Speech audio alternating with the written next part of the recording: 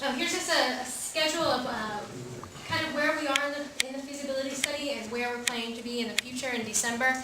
So that way you have an idea of where we're going and what we'll have for you when we come back. So I'm going to talk to you today about some examples of great trails from around the country and right here in New York State.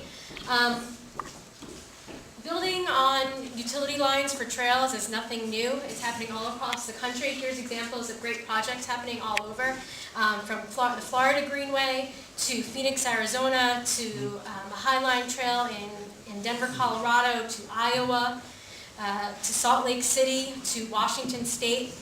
There's trails happening all over building on utility corridors similar to that of the National Grid right-of-way and the Creek Corridor. So I'm going to talk specifically about two trails in Indiana. The Erie-Lackawanna Trail. This trail is 9 miles long, and as you can see, it's made of asphalt and accommodates walking, biking, and rollerblading.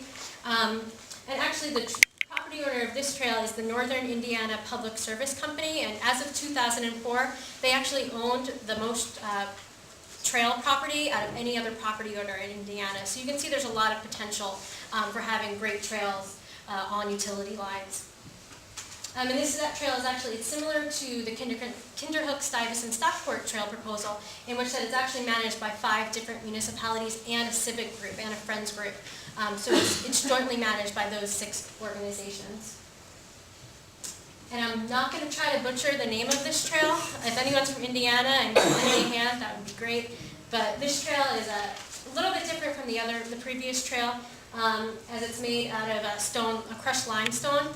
It's 9.1 miles long, and it accommodates a lot of different uses like walking, biking, cross-country skiing.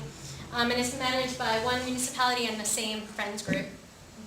And so for a more local example of a trail built on a utility line, the Hudson Valley Rail Trail, I'm not sure how many people have heard about that. It recently expanded to be 7.5 miles long to connect with the walkway over the Hudson.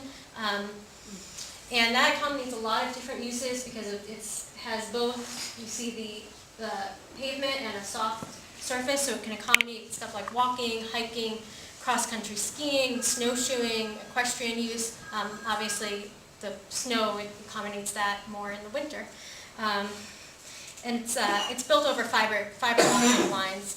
And so these are great examples of trails that are happening across the country and New York State. Although your trail would obviously be unique, that unique Hudson Valley experience that explores the history of this area and the natural, unique beauty of this spot. All right, so I just want to kind of conclude now talking about some key issues on why a trail is important here and why it's important now. As we can see, trails being built in utility corridors is nothing new. It's happening all over. And that's why we're here. That's why the UAlbany students are here, because we wanted to hear from you, from the community. We actually have a survey to hand out at the end of the presentation that includes a brochure, so you can go home with a little bit more information regarding the project. And it's really important that we hear from you and that you fill out the survey, because we want to know your thoughts, your concerns, and your hopes for a trail running through Kinderhook, Stuyvesant, and Stockport. And there's never been more an important time to kind of invest in this infrastructure.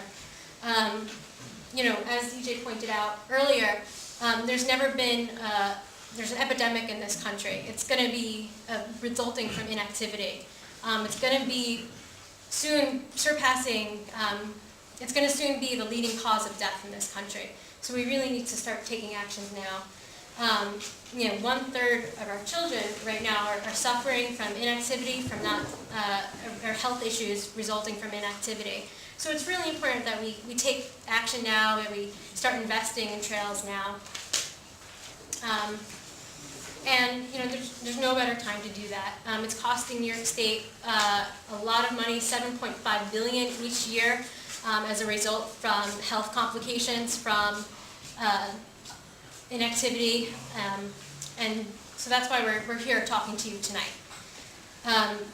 This KSS trail could be part of bigger connective tissues of trails that connect across New York State, from New York Harbor all the way west out to Buffalo.